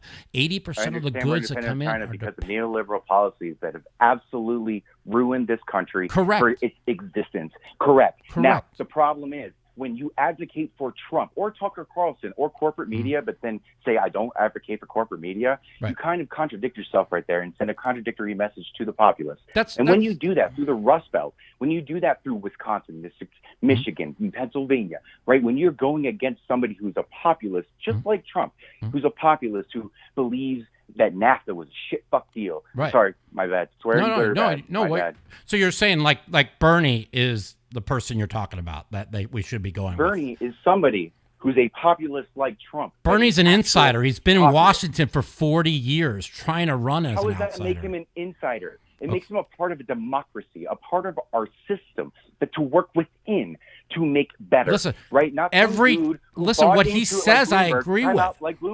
Like Bloomberg, who bought into the system. Like Biden, I agree. Who fell into the system. Agree. Like Klobuchar, who used their identity. Agree. And Warren, who used her identity to get into the system, not to support the policies. Policies of Bernie Sanders are sound, and for that 30 years that you said are, hey, he's a Washington insider. Right. I disagree with that. Okay, completely. Let's just say, listen, I have a lot of respect for Bernie Sanders because I believe he's an honest and he speaks from the heart. He's been saying the same thing for 40 years. Just like Trump was saying, Trump was saying the same thing for 40 years. Okay? Trump wasn't saying, go look it up. Go look at the Barbara Walters interview. Go look at the Oprah interview. Bernie Sanders has had less policy shifts than Donald Trump has had wives. I'm talking about, listen to me for a second. I'm talking about China. Trump has been talking about China for 40 years. You were talking about one esoteric part of one part of trade, which I understand. But in this election, we're not talking about esoteric parts of esoteric trade. We're talking about where the America is going in the next 5, 10, 20 let's years. just say this. This is what I believe cost Bernie Sanders the election, beside Elizabeth Warren backstabbing him and not dropping out. Okay? He, in 2016, now you're a Bernie supporter, so you're going to agree with me. In 2016, he was all lined up with Trump on immigration, how illegal immigration destroys the African-American and Latino jobs. And what did he do in 2020? He pivoted to open borders, let anybody in, get rid of ICE, get rid of CBP. People don't want that. That's what cost him. If he didn't flip on immigration... Incorrect. Bernie ran that neoliberalism. The open port of trade, where it made a race to the bottom, was bad. Not illegal immigration. Not at all. I could show you where he said. Go look it up. No, go ahead. Go look it up where he ran on talking about illegal immigration. I would like to not do the don't go look it up part of. Yeah. Well, I don't have it in front of me, so I can't go look it up while I'm doing the show. So that's why I'm telling you. Correct. You know, let's not have that part of the argument. But listen, this is the truth. Listen, okay. If Bernie Sanders, I love a lot of. Matter of fact, I love everything he says is truth. Okay, that the billionaire class runs this country, that is correct. And that they don't want him because I agree with him. Okay, but you can't. America was built on capitalism, where people could come to the country and the American dream. It wasn't built on socialism. Correct. Okay, if he didn't run as a socialist for 40 years and he just ran on the policies, I would be all in on Bernie Sanders. You understand what I'm saying? Okay, right? okay. Let me argue that point. You made a great point, and I fucking love it. Right. Okay, I fucking love it. Right. This is a sentiment that Bernie Sanders resonates with. Right. That fuck neoliberalism. Fuck saying, hey, I'm going to help black people, but like not change the systems that keep them fucking down. Right. Or say, hey, I'm going to move the U.S. Embassy to fucking Jerusalem, but not change the problem that makes fucking Israel and Palestine any fucking better. You're going to be like, oh, I'm going to go change this fucking dictatorship or this socially democrat Southern American country, and I'm going to shift into some fucking dictatorship that helps our corporate elites to fucking get some kind of edge on fucking bananas. Listen, I honest to God, I believe with, I agree with you on everything you're saying. He's been saying it for 30 fucking years. I agree. Donald Trump hasn't. Bernie Sanders, Wrong. Joe Biden hasn't. Joe Biden has not. Joe Biden is a fucking absolute insider. He's worse than Hillary. The guy's been in office. He's worse than Hillary. You're absolutely right. Since I was 4 years old. Supporters have been saying, you're not supporting my goals. Yeah. When you say, don't say the corporate media, and then I'm going to listen to Tucker Carlson. No. Tucker Carlson, excuse me. Tucker Carlson fucking just peddles in conspiracy theories. He has literally the whole caravan thing is quite literally a Jewish-sponsored conspiracy to lead a foreign invasion. When you say, listen, it's very unhealthy. Listen to me. It's unhealthy when you say those things. Listen, I'm sorry. Listen, I'm yelling. It's not a Jewish. Okay, you're comparing. This is what you people don't understand. George Soros is not Jewish. But he's not a fucking George Jew. Soros isn't Jewish. No, he says he's a Jew, but he's anti-Israel. He ain't a real Jew. That's the problem. He's not a whoa. Okay, I don't want to get into ethnic. Yeah. Trust me, I know about Israel and stuff and all that. Okay, I know where you want to get into there. I don't want to with you. Yeah. No, it makes listen, the people like George Soros make Jewish people look bad. Yes, I'm 100% agree with you. 100% agree with you. However, the problem is where you're coming from is antithetical to what the message you're trying to say is. Yeah, the message being propagated. The message being propagated by Tucker Carlson are conspiracy theories and lies. Let me ask something. How many times have you by corporate media? Okay, can I ask you a question? How many hours of Tucker Carlson have you watched in your life? 8 to 10, probably in total. That's all I really needed to see. And I could do highlights of like a football player when I'm looking at their stats. But listen, it's like, I could show you the propaganda. I know the propaganda he puts out, but I also know the real things he puts out. All I'm saying the propaganda is white nationalist propaganda, which is antithetical to America. The foundation you and I just talked about. I'm not going to agree with you on that. On that, I won't agree with you on. I'll agree with you on a lot of things you said that I won't agree with you on. So what that Tucker Carlson propagates in white nationalist rhetoric? No, that's an absolute fucking made up bullshit. Wrong. Okay, that's just fucking just a way to that's like I used to always say they push the left pushes the right pushes the fringe on the left pushes the fringe on the right, and then they pit each other against each other to get people out to vote. Okay, peddling the conspiracy theory that there's a Jewish sponsor to invasion from the southern border. Absolutely. There is an invasion on the southern border. There was 100,000 people kind of come across every day. You don't call that an invasion? That's okay. The invasion is not what I'm focused on. Yeah. Who funded that invasion, Mike? The scumbag Soros. I know that. But you can't. Jewish sponsor, but you need to learn. Thank you very much. You got to learn. Listen, you need to understand. Just because somebody says they're Jewish doesn't mean they care about Israel or they care about. Okay, they're far left crazy Jews. Okay, they don't represent me. Mike, you know what I'm saying? Mike, we're having a great conversation. Yeah, you're getting too emotional. Lost on the issue. Yeah, don't get emotional, man. I used to be like you. That's my fault. Okay. I want to get back on track. Yeah, let's get back on track. Back on track with Bernie and Trump, right? Yeah. That's my argument. Listen, I'll be honest with you. I'm glad that Bernie would have had a shot at beating Trump. Biden has none. Okay, I'll agree with you. Bernie has a shot at getting Texas. Okay. If Bernie and Warren can make a coalition in some backhanded, she's not though. She's a fucking insider too. That was running as a left. I know. Listen, she proved that last week. Listen. There are her other surrogates who can work as a coalition with the center left, right? Including Julian Castro, Tammy Baldwin, even like Mike De Blasio. Like, holy shit! Like, not really, but no. But the first two for sure. Yeah. Where you can make a coalition of the left. Yeah. Julian Castro, can you tell me where he is from? Mexico? I mean, I don't know. Ouch. But Texas. Thank you. Okay, so yeah, I don't know. If he runs with a progressive out of Texas in the general election against Donald Trump, you just listen. You'll lose only this is Wisconsin, the thing. This is not only Wisconsin, in Michigan, in Pennsylvania, in Ohio. He will lose Texas. Listen, it's and real. There is no I love path your for Trump to win if he loses Texas. I love your passion, okay, which is great. But I used to have that passion, and it kind of took over my life, so I've backed way off, okay. And there's a lot of things you said, and I'd love to actually talk to you.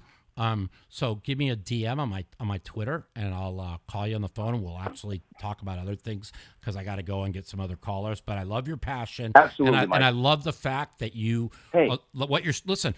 There's a lot of policies I agree with Bernie on, a lot. Okay, but the thing that I don't agree on, and I'll never agree on, is open borders. You cannot give free health care to illegals, free health care to everyone, and then say open borders, everybody come in. That will destroy the entire country.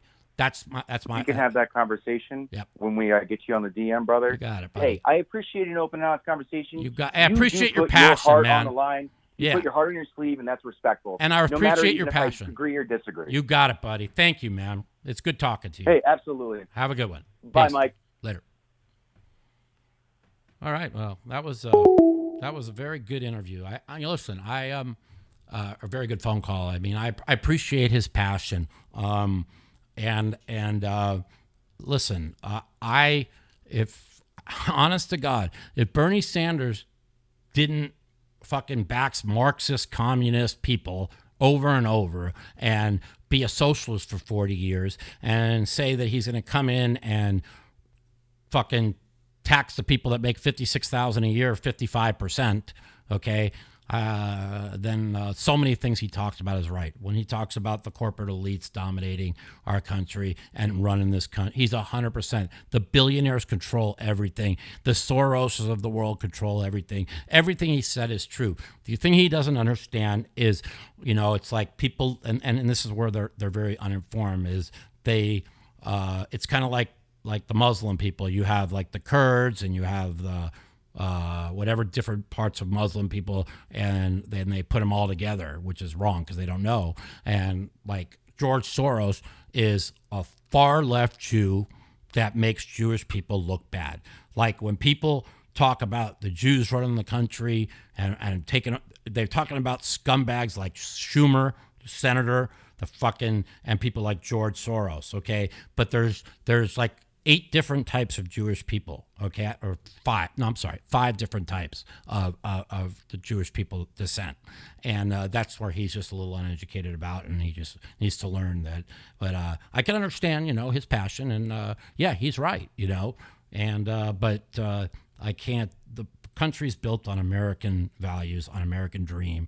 It's built on people coming into America with nothing, and in 20 years, they're millionaires.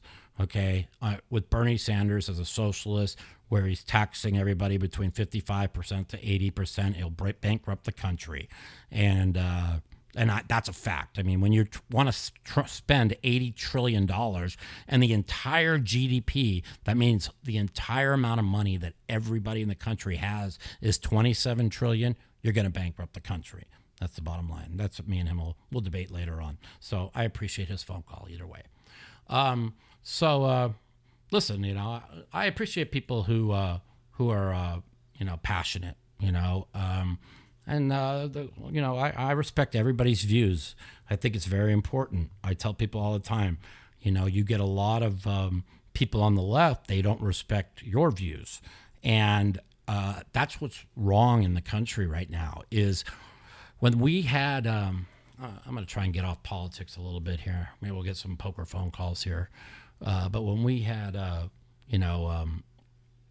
I lost my train of thought. Oh, when the founders, were made, they didn't have Democrats and Republicans to fight. They had Democrats and Republicans to come up with different ideas to help the American people and move the country forward. You have to ask yourself, what ideas are the left running on besides Orange Man Bad? Okay, the only ones that I've heard come up with ideas are Bernie Sanders, which I think are extremely far left on most of his policy positions, and Andrew Yang, who came up with the universal basic income, which I thought would have been great for the country, and he called out how the Democrats gutted middle America, and they don't want somebody on stage telling everybody what they did to the middle America, so that's kind of what's going on. So anyways, hey, we got another call. Let's see what we got going on. Welcome to the Mouthpiece. This is Mike. Hey, Mikey, I was your first caller when you were looking for poker questions. I actually have one more for you, if that's all right. Yeah, go ahead. iPad. Do you? I know that you think the coronavirus is nonsense, but do you believe the world? No, I don't believe it's nonsense at all. I don't believe it's nonsense. No, not canceled. Do you believe attendance? Or they're not nonsense, but like the hype is obviously way overblown. Way overblown. That's what I mean. Yes, I think the hype. Do you believe the attendance this summer will be severely impacted, mildly impacted, at the World or not Series? Impacted at all? At the World Series? It depends. That's 3 months away from now. 3 months away, this thing could be gone. You understand? If it's mutated and it gets to where there's 100,000 infected and 200,000 people a day dying, it's going to be half. Okay, but I don't think it's going to be anywhere near that. And I think, I really believe they have it under control. And I do believe it's under control because Trump fucking restricted travel ban when this thing first came out, and and the other places didn't. That's how it got spread to Italy. That's how it got spread to South Korea. It's how it got spread to Iran from the people from China. So people won't give Trump credit for that. And listen, when Trump does shit that I hate, I call it out. You know what I mean? And it's important to not be just a MAGA person and just think that everything Trump does is perfect, because it's not. That's why I had Scaramucci on the show. He used to be really good pals with Trump, and now he hates him to death. But I respect his views. I respect what he had to say. And I do understand a lot of the things he's right. I hate that Trump calls out American citizens on Twitter. Should never be, as a president. Okay. I hate, that's the thing I hate the most. I hate that he, over minor little shit, he'll tweet about. Okay. And I do respect the town hall that I watched him at yesterday. I thought answering his questions were good, and one of the guys, he was a Democrat and been a Democrat his whole life. He voted for Trump in 2016. And he said that, because he liked his immigration policies, he liked, his trade policies and everything. And he asked him, about the rhetoric, they talked about, Schumer going after Gorsuch and whatever. That was just incredibly insane the other day. He talked about Trump's rhetoric, and he said, his answer was really good. He goes, listen, if I don't keep the rhetoric up, we lose. We have to fight. We have to fight against the fake news every day. And it's the truth. But he takes it too far. I understand he has to fight, but he doesn't have to pick fights with Arnold Schwarzenegger over ratings of The Apprentice. Okay.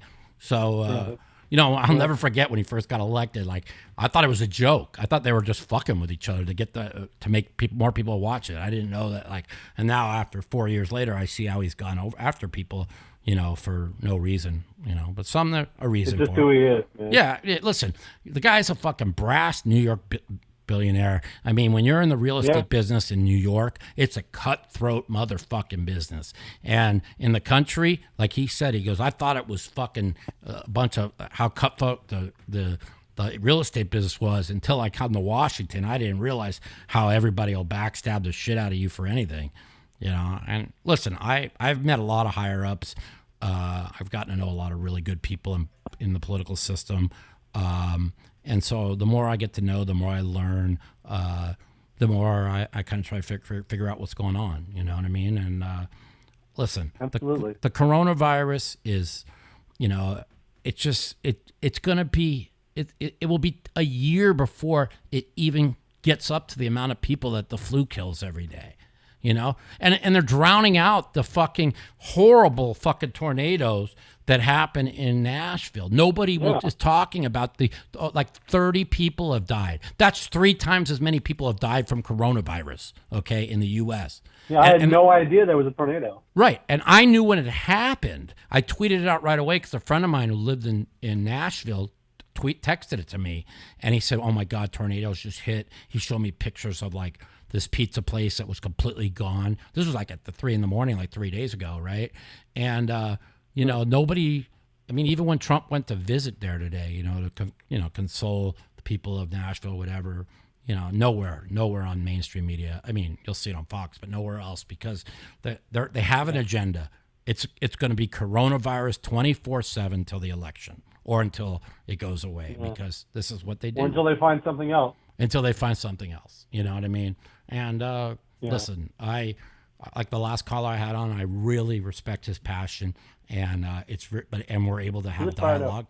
You know, and it's good to have dialogue because you have to in this country have dialogue. You can't just say, "Orange man bad, go fuck yourself. This is the way it is." Okay, you have to sit down and talk with people. You have to talk to people about you know, the country. Why do you feel this way? Okay, don't tell me, don't just regurgitate what you saw on the news. Why do you feel this way? You know, why do you feel this way? You know, and then you debate people. That's why, you know, news people at places, they debate. They have people from the left and the right come on and have debate. Okay, what's broken down in this country is there is no debate no more. I've got a good friend of mine, Eugene Katchloff, top poker player.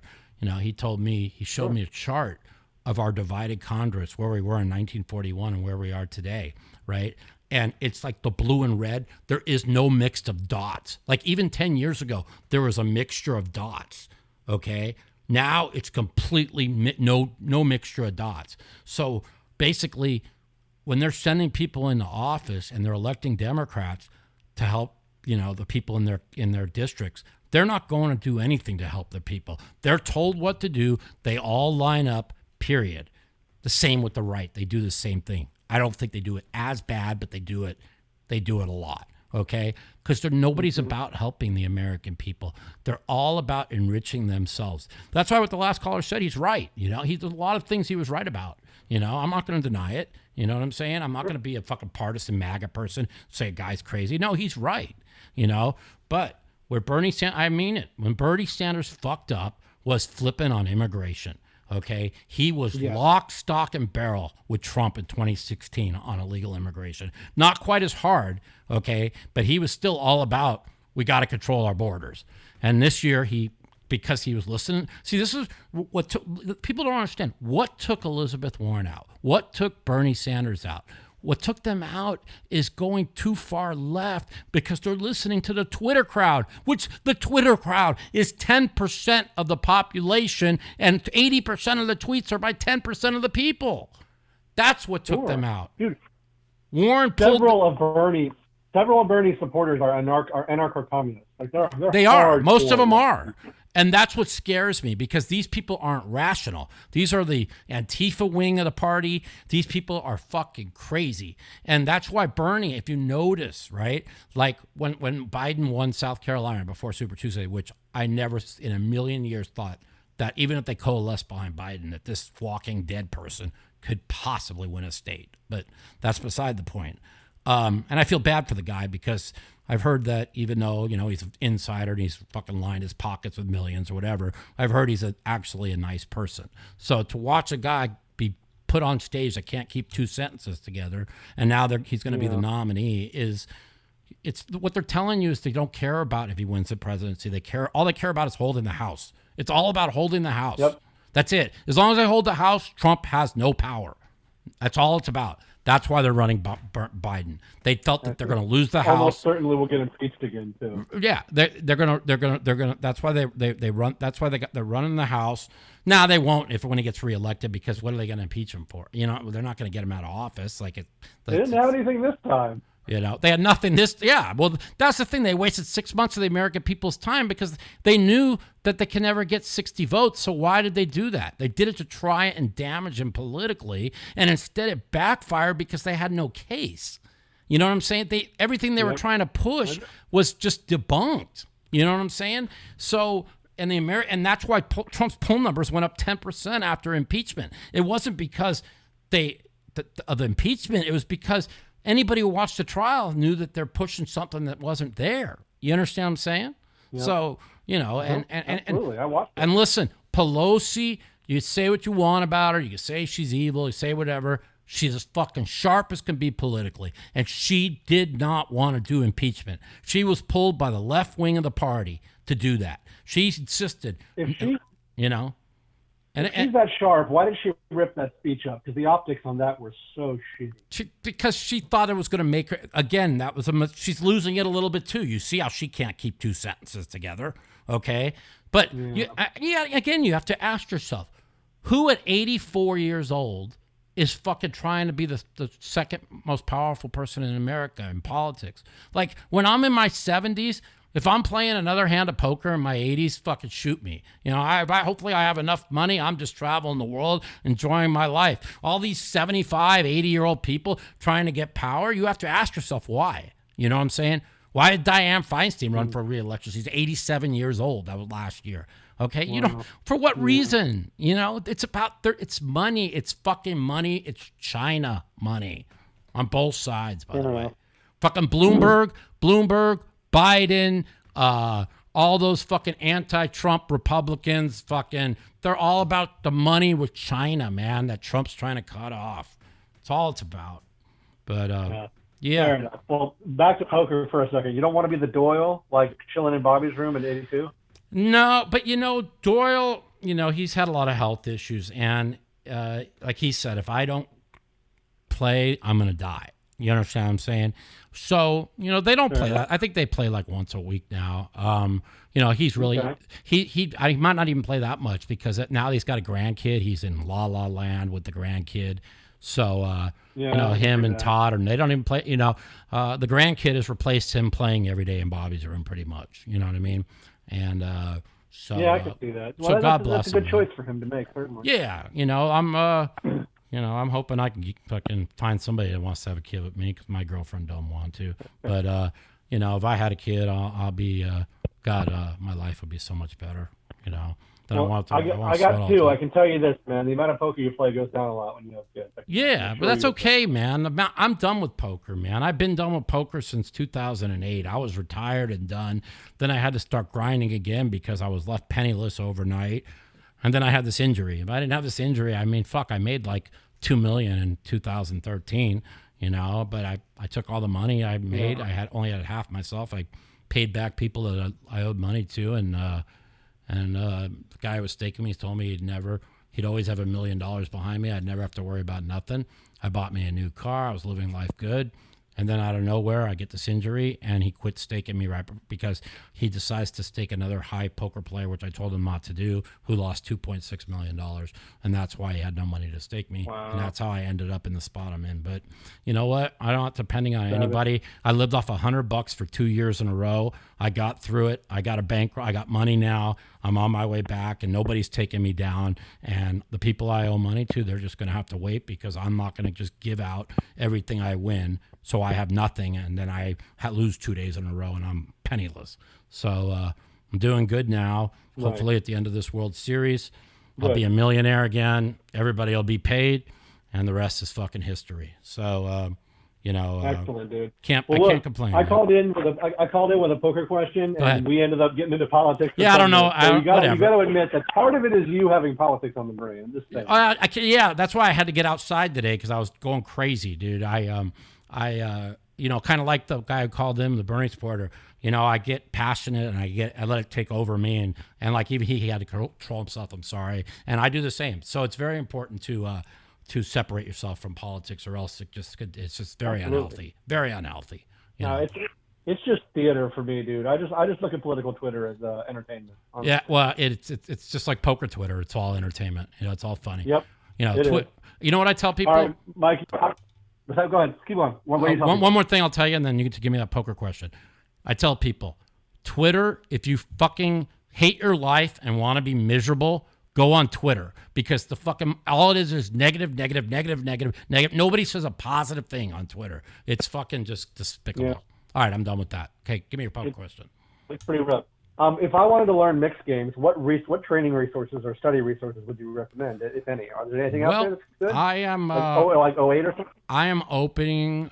It looks like now, because I'm working on my book, that it'd probably be after the World Series, but I am going to start. I figured, listen, I wasn't never going to teach anybody mixed games, and I wasn't going to teach anybody Omaha 8 or Stud 8 or any of those things and all my secrets. But, I figure if I started teaching sight, people know how good I am in mixed games, especially in split games.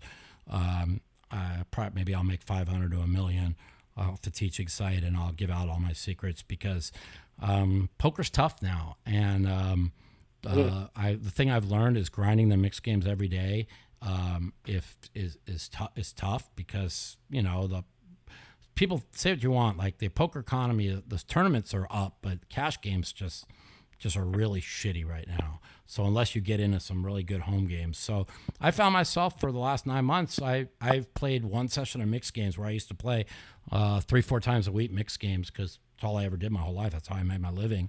And I've been playing all no limit hold'em, and I've been getting in good games, and I've been playing good. I think my no limit game is real sharp right now. I'm working with a GTO person. I'm working with Tristan Wade on learning like GTO. And I want to see where it takes my poker game, if I could be one of the top 10 no limit players in the world again.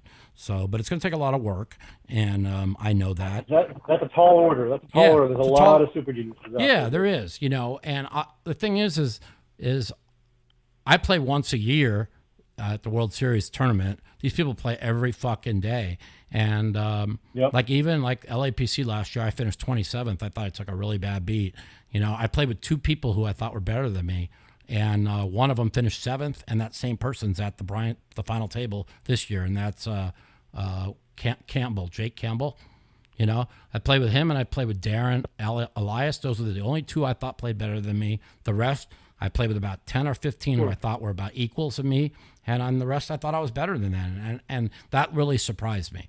I thought that everybody, so many people were, and the same when I played the WSOP, when I finished 199th this year. It was the same thing. I kept playing with people that I just didn't see what I thought were so many more players that played that much better than me. Now, I'm not trying to prop myself up. I know I need to learn a lot, but I've never ran a simulation on No Limit Hold'em. Not one in my whole life. These guys run thousands of them a day. You know what I'm saying? So, I'm going to kind of learn this. I don't want to really know if I want to put it into my game, but I think it's important to understand what other people are doing. So I think that's the most important of what I'm learning. But I'm a field player, man. I mean, I don't care what anybody says. My instincts, my gut tells me when I'm beat every time. And it's not always right, but it's right about 90% of the time. And that's something that thank the good Lord upstairs he fucking gave me, because he didn't give me much. He didn't give me much of anything else. But I appreciate that I'm able to, even to this day, man, my gut tells me when to pull the trigger. When I don't do it, I'm always right. Or my gut tells me when to fold or call, and it's really right. And what happened was after the injury and the meds, after I had my surgery and stuff, I just stopped following my instincts, because because of all the meds I'm on, and my brain kind of flips a little bit, and when I quit following my instincts, I was really struggling. Now I'm just back following my instincts, and everything's been good. So, man, I appreciate the call. That's good. And the the solvers and the pile shit is for the people like me, the mortals like me, who don't have that feel. Right. And, Agree. And I tell people all the time, if you fucking do the solvers and you learn GTO, you will become a winning poker player. Okay, but you will not become a great poker player unless you're born with those instincts. Yeah. Can't teach that. That was something TJ always said. TJ always said that there was a feel that you just had to be born with. Right. Really there is, and I have it, and I thank God every day for it. And hopefully I'll see where it takes me when I start working real hard on it. Yeah, man. All right, my man. Mikey, I am going to be out there in late. I'll be out there in late June for the Colossus. All right, come up and say hello, man. Come up and say hello. I appreciate it. Later. Good night, Mike. Good night. All right. Well, this was a really fun episode of the Mouthpiece. As we've done this, we've been on for about 2 hours. We got to talk a lot of politics, a lot of poker. Didn't get to really talk about this game. I'm kind of watching it. I see the Lakers are down by 3. I'm a diehard Laker fan. I really know that the Lakers have to win tonight. So, we'll see what goes on. So fuck everybody over at the GPI. And we're going to wrap this up tonight. I appreciate everyone who's called in, all my listeners. I love you all. Don't let politics control you. Learn a lot. Stay humble. Don't worry about the coronavirus. Just wash your fucking hands. And don't be in a panic mode. And you guys all have a great weekend. Take care. The Mouthpiece.